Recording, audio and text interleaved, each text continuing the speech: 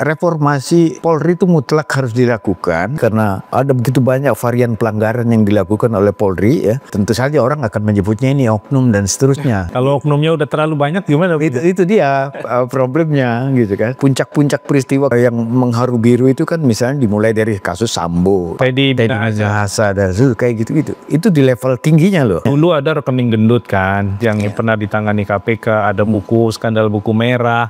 Dulu kan reformasi dia dipisahkan dari TNI itu keputusan politiknya itu tahun 2000 kan, melalui MPR itu. Semangatnya kan sebetulnya agar Polri mempunyai keleluasaan ya untuk memberikan tanggung jawab keamanan ya. Jadi otoritas dia jauh lebih bulat ya, tidak menjadi bagian dari TNI gitu kan. Dan sekarang kebablasan karena TNI jadi ngiri nih. Kayak apa yang akan dilakukan oleh Pak Prabowo sebagai presiden terhadap kenyataan ini, kita belum bisa membayangkan tuh. Makanya orang menganggap bahwa ini kayak semacam cyber. Halo pemirsa, jumpa lagi di program Sudut Pandang. Masih selalu bersama narasumber utama kita, Buya Tafta. Buya, sudah berapa minggu nih nggak nongol nih? Ini parkir, parkir ya, ngecas baterai, ya kan. Begitu datang lagi, isunya sudah sangat dinamis di luar. Iya, day to day kita. Yang kita mau bahas sekarang masih kelanjutan dari periode 25 Agustus ketika masyarakat, terutama anak-anak muda, melakukan demonstrasi menuntut adanya berbagai perubahan, dan salah satu yang kemudian mengemuka adalah Polri sebagai institusi yang perlu direformasi. Nah ini ketemu juga dengan bagaimana ketika itu salah satu mobil baja Polri melindas gitu ya, salah satu driver ojol sampai meninggal, dan ini kemudian mengemuka dan bahkan muncullah berbagai macam versi informasi di sosial media yang sepertinya menjelaskan sedikit banyak bagaimana publik sebenarnya punya rasa yang berbeda dengan Polri gitu ya. Dibanding ketika mereka melihat organisasi pemerintah atau institusi negara lain. Nah, sebelum kita ngomong soal apa yang sudah dilakukan atau yang telah disiapkan oleh Sigit Listio sebagai Kapolri dengan membentuk tim reformasi Polri ini ya, tiba-tiba gitu ya, kita akan coba bahas dulu dari sudut pandang publik melihat Polri lewat beberapa hasil survei terakhir. Memang surveinya belum atau bukan merupakan survei terbaru ya Buya ya, karena survei terakhir itu bulan Mei. Sebelumnya juga ada survei kira-kira bulan Januari Februari 2025. Dan di situ beberapa survei menyebutkan hal yang sama, di mana di antara penegak hukum atau institusi hukum yang ada di Indonesia, Polri itu ada di posisi yang paling bawah. Ya, angkanya sekitar 60-an, 63%, 65%. Yang lain itu bisa 70, bisa 80%. Yang lain itu siapa? Ada Mahkamah Agung, ada TNI, ada KPK, ada Kejaksaan gitu ya. Ini menafsirkan angka ini bagaimana Buya? Iya, dibanding institusi penegak hukum yang lain ya, misalnya KPK atau MA ya, Kejaksaan Agung, itu kan interaksinya tidak langsung, tidak day to day ya. Tapi kalau polisi itu kan hari-hari kita ketemu polisi ya kan. Sangat intens. Sangat intens dan kegiatannya itu harian ya kan. Dan di berbagai urusan. Iya, artinya interaksi dia yang bersifat langsung dengan warga ya. Dan itu setiap hari di jalan ya.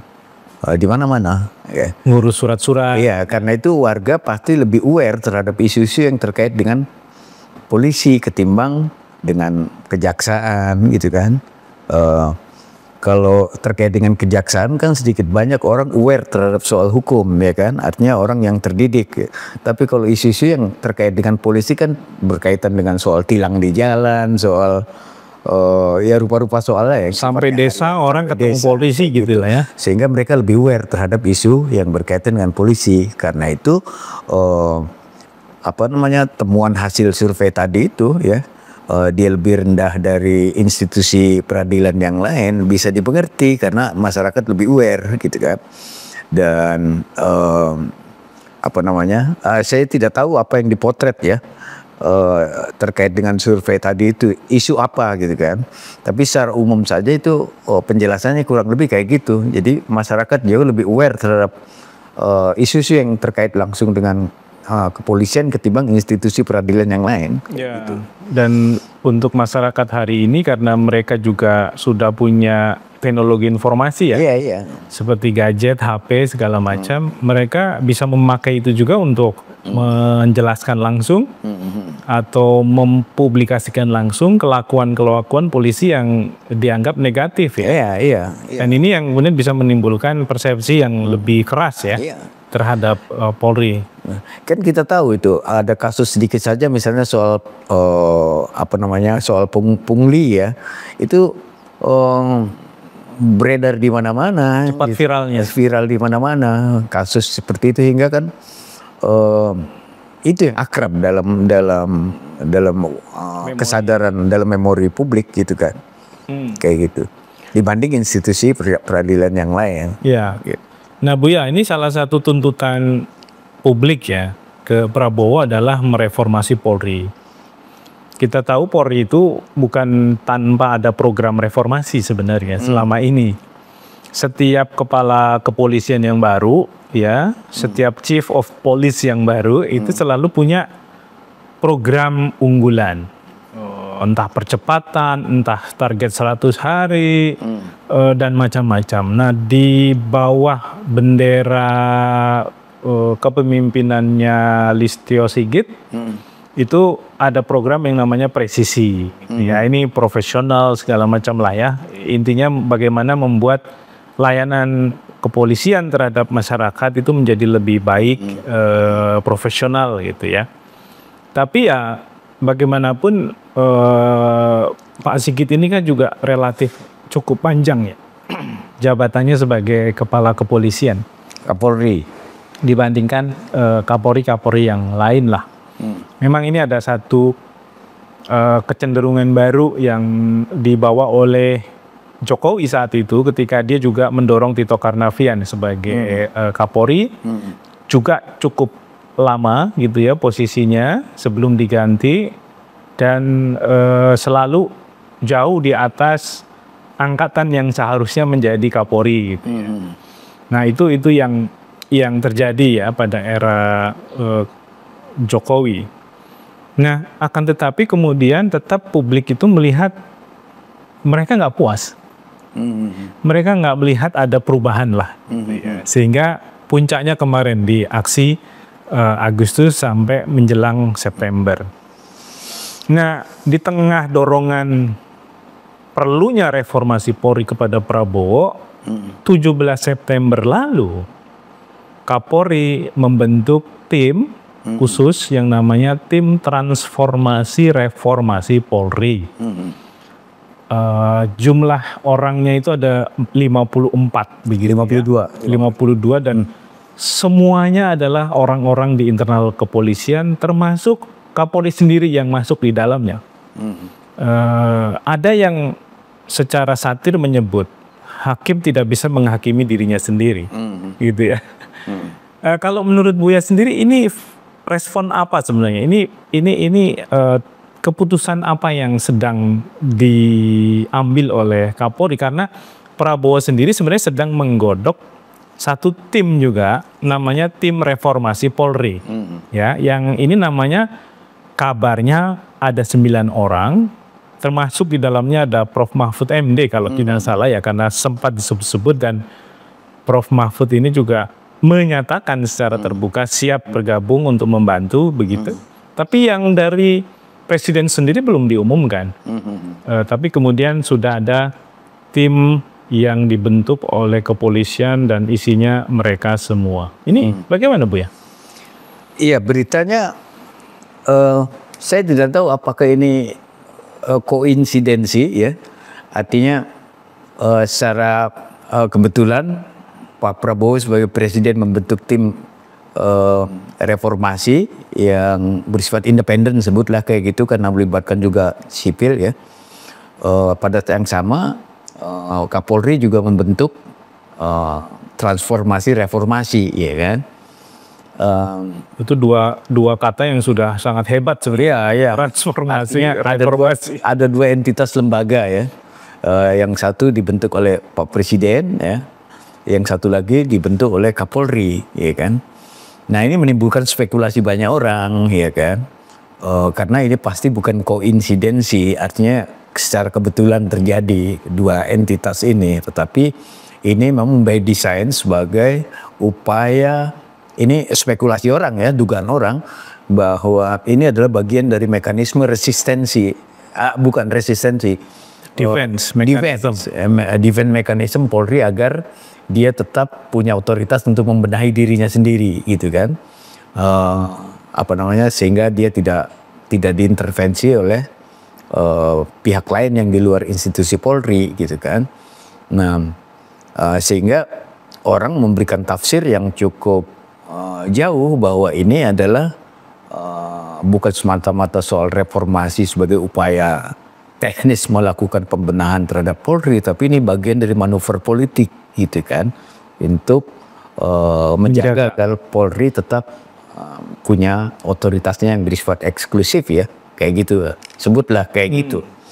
Nah, dugaan seperti itu bukan tanpa alasan, gitu kan, karena Kapolri itu kan sebetulnya di bawah presiden, gitu kan. Itu satu. Yang kedua, secara substansi reformasi itu mutlak diperlukan oleh institusi yang quote and quote independen, dengan melibatkan sejumlah pakar yang bisa secara objektif melakukan konstruksi reformasi bagaimana seharusnya dilakukan, sehingga tidak bias gitu pada kepentingan institusi atau kepentingan figur-figur tertentu dalam institusi itu, gitu. Nah, ini kan baru muncul di permukaan isunya kan. Tim reformasi yang dibentuk presiden juga belum mewujud ya. Yang digagas oleh Kapolri ini sendiri juga kan, walaupun dia lebih ngegas duluan ya. Lebih ngegas duluan ya kan, lebih kelihatan anunya itu wujud kelembagaannya ya. Tapi kan belum banyak ngapain gitu ya. Iya kan. Karena reformasi yang akan dilakukan oleh Kapolri ya, dalam bahasa Kapolri semuanya kan normatif ya. Normatif bahwa kita akan meningkatkan tingkat pelayanan publik yang lebih humanis. Kita juga responsif terhadap masukan yang datang dari berbagai pihak, dari publik dan seterusnya, semuanya kita serap menjadi bagian dari masukan untuk reformasi. Itu kan semuanya bla bla bla yang sifatnya normatif, ya kan. Seakan-akan Kompolnas itu juga nggak ada eksistensinya. Ya, gitu ya. Nah, di luar jawaban seperti itu emang apalagi yang bisa disampaikan, kan selalu seperti itu, gitu kan. Kita belum masuk ke wilayah yang lebih substannya apa sebetulnya wujud konkretnya reformasi yang disampaikan oleh Kapolri itu, gitu kan. Nah, kalau transformasi itu transformasi apa? Ya, kalau reformasi itu reformasi apa, gitu. Iya, betul. Jadi semuanya itu kan harus berbasis empirik ya. Empirik tuh artinya apa sih sebetulnya problem yang menjadi keluhan masyarakat terhadap kinerja Polri selama ini, terhadap eksistensi Polri selama ini, gitu kan. Itu kan yang harus lalu apa akar masalahnya gejala itu muncul di tubuh Polri, gitu kan. Kalau fakta kerasnya sebenarnya sudah sangat banyak ya. Iya. Kalau sudah sangat banyak kan artinya kan tidak bisa dijelaskan secara normatif saja, gitu kan. Kalau bahasa generiknya ya mungkin perubahan ini harus lebih menyeluruh, baik secara struktural maupun kulturalnya, gitu. Struktural berkaitan dengan tata kelola organisasinya, kultural maupun berkaitan dengan soal mindset, mental dan seterusnya, kayak gitu. Atau jangan-jangan Polri sendiri merasa khawatir ketika ada desakan ya yang terakhir ya, bahwa sudahlah Polri itu ditempatkan saja di bawah Kementerian Dalam Negeri. itu kan benar-benar akan memangkas banyak kewenangan ya yang mereka punya kan.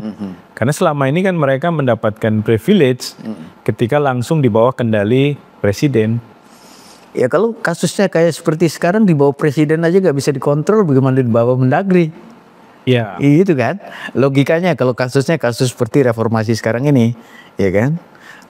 Presiden mau membentuk tim reformasi, pada yang sama Kapolri juga bikin. Itu kan. Tapi memang titik rawan dari kenapa polisi itu kalau di bawah presiden menjadi lebih politis, itu kalau kita berkaca pada kasus era Jokowi, kan ada istilah parcok tuh. Iya. Buya, jadi polisi ini bisa ditarik kemana-mana jadinya. Gitu. Iya. Nah kalau di bawah kementerian kan mungkin jauh lebih bisa diukur ya, sepak terjangnya harus seperti apa, langkah-langkah profesionalnya itu juga harus seperti apa. Ya kita tidak tahu, itu kan asumsi karena Menteri Dalam Negeri juga yang ngangkat presiden kan. Betul. Iya. Artinya belum menjelaskan apa-apa. Itu kan cuma asumsi-asumsi saja. Karena itu akar soalnya sebetulnya bukan cuma pada institusi Polri, tapi juga kepemimpinan nasional kita, seberapa dia punya niat baik untuk membenahi Polri ini sebagai termasuk DPR ya, yang selama ini harusnya mengawasi mereka kan. Karena itu ya sepertinya, karena itu apa yang dikatakan Pak Mahfud benar tuh, bahwa reformasi Polri-nya hanya satu bagian kecil saja dari reformasi yang harus dilakukan pada bagian-bagian lain. Artinya perlu melakukan sebuah review secara lebih menyeluruh, bukan saja berkaitan dengan Polri, tapi juga desain kelembagaan, sistem politik dan macam-macam ya, pemilu dan seterusnya, karena saling berkait kan, gitu, saling berkait. Bu ya, kalau kita flashback lagi ya, dulu kan sebelum era reformasi 98, Polri dan ABRI itu kan jadi satu ya, kemudian dipisah pasca reformasi karena memang masukan dari banyak pihak, termasuk kelompok intelektual yang kemudian menggagas blueprint. Tapi waktu itu blueprint reformasinya kan untuk ABRI-nya, untuk TNI-nya, bukan untuk Polri-nya gitu. Sehingga seakan-akan Polri itu tetap tidak disentuh dalam upaya-upaya reformasi awal. Kalau TNI-nya sudah. Mereka menarik diri dari bisnis, yayasan-yayasan yang ada di bawah TNI juga kemudian diperbaiki, dibuat, diaudit, kemudian ditata ulang, ada larangan-larangan baru yang muncul di sana gitu. Tapi kalau Polri kan enggak. Sampai hari ini misalnya yayasan-yayasan kepolisian kan masih bergerak secara nyaman gitu ya, tanpa disentuh oleh regulasi ataupun aturan-aturan yang membatasi atau melarang mereka gitu. Jadi memang sepertinya PR-nya jadi lebih berat ini daripada dulu ketika mereformasi TNI, mengingat TNI sudah mulai dulu di awal dan momentumnya ada Bu yang ketika itu gitu. Nah, apakah kalau kita merujuk kepada hari ini, sebenarnya momentum itu kemarin ketika Agustus akhir sampai awal September, tapi kemudian ya ini kan mulai melemah lagi lah ya tuntutannya ya. Cuma ada beberapa kelompok saja yang masih mengingatkan soal bagaimana nih Presiden mengambil sikap soal reformasi Polri ini sebagai tuntutan anak-anak muda kemarin. Iya. Semuanya ini kan berlangsung dalam sebuah pentas yang tidak steril ya, artinya dalam situasi yang steril gitu kan, ada persinggungan dengan apa namanya, interplay lah ya, interplay politik dari berbagai kekuatan yang ada kayak gitu. Nah jadi kalau umpamanya, makanya begitu Pak Prabowo sebagai presiden mengambil inisiatif untuk memberikan respon terhadap tuntutan reformasi, dia bentuk tadi ya tim reformasi ini ya kan, orang menganggap bahwa oh presiden sekarang sudah mulai menunjukkan sikap yang lebih tegas ya terhadap tuntutan warga gitu kan, ingin menjawab itu dia bentuk, makanya cawe-cawe lagi konon terhadap Mahfud MD gitu kan, dan konon juga akan melibatkan kelompok sivil ya, cendekiawan dan seterusnya yang bersifat independen untuk memberikan formulasi reformasi apa yang kira-kira ideal untuk diberlakukan di Polri ini gitu, iya kan. Jadi dia kan tidak tiba-tiba, ya kan? Dia kan tiba-tiba ada konteks yang membuat dia punya keberanian untuk memunculkan isu itu, membentuk tim reformasi. Nah ini yang jadi soal adalah tiba-tiba kemudian Kapolri juga punya gagasan yang sama, gitu kan? Tim transformasi tadi. Maka orang sulit sekali untuk tidak berspekulasi bahwa ini ada dualisme, ada dualisme dan lalu apa gitu kan wujud reformasi tadi itu gitu kan, nanti pelaksanaannya. Apakah ini bentuk perlawanan? Iya. Oleh tim Polri terhadap rencana presiden? Iya. Jadi kan juga bisa dilihat sebagai yang kita sebut tadinya, atau apakah ini bagian dari mekanisme mereka untuk bertahan ya, agar eksistensinya tidak diganggu oleh reformasi dari pihak-pihak lain, termasuk pihak yang sebetulnya dibentuk oleh presiden, yang itu adalah atasan langsung dari Kapolri, gitu kan? Kayak gitu-gitu. Nah, menurut saya sih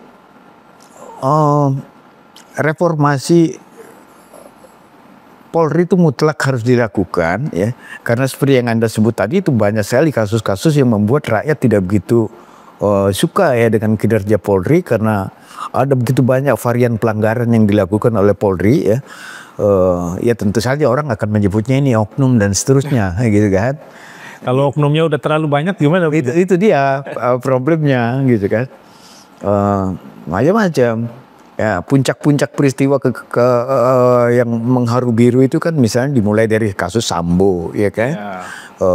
Lalu soal narkoba penyelundupan itu kan, Teddy Minahasa dan kayak gitu-gitu.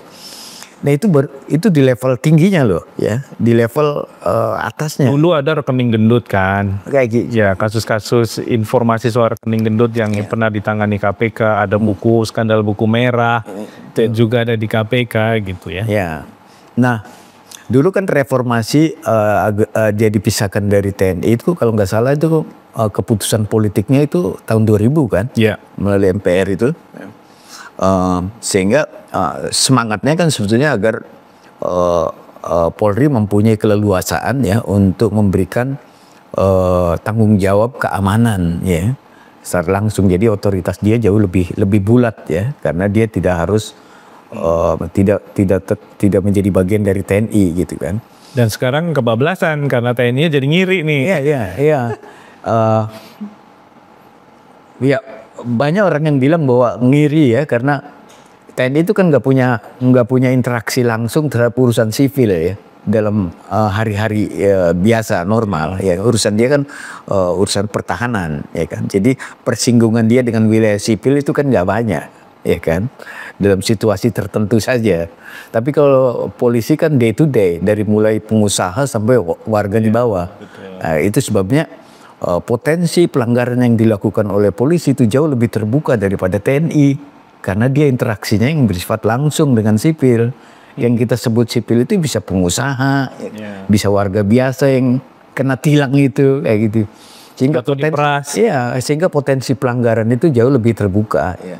Lebih tersedia ya, itu informasi dan memori publiknya ya, memori publik. Nah, karena itu reformasi TNI Polri itu mutlak harus dilakukan, karena dialah yang mengalami interaksi langsung dengan warga untuk memberikan jaminan soal keamanan kayak gitu. Ya, Buya terakhir, tim ad hoc yang dibentuk untuk membenahi sesuatu itu kan seringkali juga gagal ya. Gagal karena banyak faktor lah. Tapi dalam kasus ini karena ini menyangkut soal tuntutan ke presiden, lantas apa yang harus dilakukan oleh presiden? Kita juga tidak mau presiden cuci tangan terhadap tim reformasi Polri yang sudah dibentuk gitu. Dengan nanti mengatakan, loh kan saya sudah bentuk. Kalaupun nanti nggak jalan ya harus ditanyakan tim reformasinya kenapa tidak jalan gitu. Padahal butuh backup politik yang kuat kan untuk mendorong perubahan di institusi sebesar Polri ini. Gimana Bayan? Ini juga yang jadi pertanyaan besar orang ada dua entitas lembaga reformasi, yang satu dibentuk presiden, yang satu dibentuk Kapolri, ya kan? Untuk tujuan yang sama, reformasi Polri, gitu kan? Kita nggak tahu ujungnya akan kayak apa penyelesaiannya. Tapi kalau kita berbicara hierarki, kan otoritas terbesar itu adanya di presiden, karena Polri kan yang anggap presiden, gitu kan. Nah, solusinya kayak apa yang akan dilakukan oleh Pak Prabowo sebagai presiden terhadap kenyataan ini, ya kita belum bisa membayangkan tuh. Makanya orang menganggap bahwa ini kayak semacam cyber nih, gitu loh, yang dilakukan oleh Polri terhadap institusi presiden, gitu kan, kayak gitu. Nah, kalau itu yang terjadi, ini kan betul-betul tidak menguntungkan buat kepentingan reformasi, karena dia menjadi sangat politis, gitu loh. Tidak lagi menjadi soal teknis pembenahan Polri untuk kinerja ke depan, gitu kan. Kalau ini yang terjadi mudah-mudahan bukan itu. Saya membayangkan, kalaupun harus diakomodasi apa yang diinginkan oleh Kapolri, oleh Presiden Prabowo, ya kan, ya. Kita lihat produk yang dilakukan oleh Polri, wujud wujud kebijakannya, ya, wujud reformasinya kayak apa, wujudnya itu. Rencana aksinya kayak apa, pembenahan strukturnya kayak apa, dan seterusnya. Lalu yang dibentuk oleh Pak Presiden sendiri, rekomendasinya kayak apa untuk reformasi ini, kan kita belum jelas juga. Ya, memang masih banyak ketidakjelasan dalam soal ini, seperti juga nasib bangsa kita yang serba tidak jelas ini. Semoga saja ya, kita kan cuma punya harapan Bu ya. Semoga saja sih momen ini bisa dimanfaatkan untuk memperbaiki secara signifikan institusi Polri. Karena tuntutan ini sudah lama, sudah banyak yang mengeluh, sudah banyak yang protes, sudah banyak yang jadi korban, gitu ya.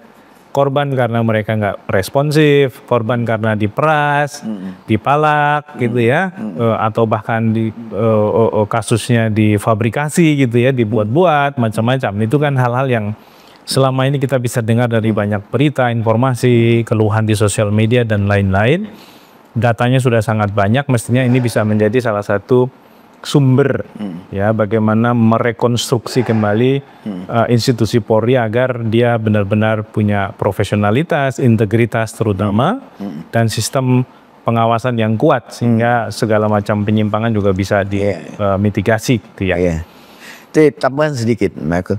Jadi apapun reformasi yang dilakukan terhadap tubuh Polri ini, dia tidak boleh bias pada kepentingan yang elitnya, ya kan. Kita kasihan juga kalau ngeliat polisi yang di bawah, gitu kan. Karena mereka hanya menjadi, ya sebutlah korbannya dari kepentingan aparatur, para elitnya, atasannya kayak gitu. Nah, reformasi itu tidak boleh bias pada kepentingan itu. Karena begitu dia menjadi sebuah dokumen resmi yang harus dilaksanakan, hasil reformasi itu kan polisi dari mulai tingkat yang paling atas sampai bawah harus taat pada produk reformasi itu. Jangan sampai yang jadi korban terus kemudian polisi yang di bawah aja, gitu. Dan ini kan akhirnya muncul satu sarkasme ya. Di banyak perbincangan itu muncul satu pernyataan. Sekolah bisnis yang paling sukses itu apa? Jawabannya Akpol kan ya. Nah, Akademi Polri. Iya kan, harusnya ini tidak muncul ya. Sikap yang cukup sinikal ya seperti ini kalau mereka tidak melihat atau tidak menyaksikan bagaimana Polri dengan glamornya, ya kan, para anggota Polri yang super kaya gitu ya, punya aset di mana-mana dan segala macam, yang publik secara akal sehat itu melihat loh gajinya yang dia terima nggak mungkin dia bisa belanjakan untuk kepentingan itu, untuk punya mobil banyak, punya rumah mewah, punya aset ini, punya aset itu, pakai jam tangan juga yang sangat mewah, gitu ya. Dan godaan itu kan cukup serius dan terbuka. Betul. Dan itu lagi-lagi untuk lapisan menengah ke atas kan, gitu. Godaan kayak gitu, karena interaksi dia yang langsung. Oke, demikian pemirsa, bincang kita yang agak panas ini soal reformasi Polri, ya. Kita nggak tahu ini jilid 1, jilid 2, atau jilid 3, ya. Yang pasti kita kawal terus bersama bagaimana hasil akhirnya, karena bagaimanapun ini adalah untuk kepentingan kita semua. Kita ketemu lagi di program Sudut Pandang berikutnya.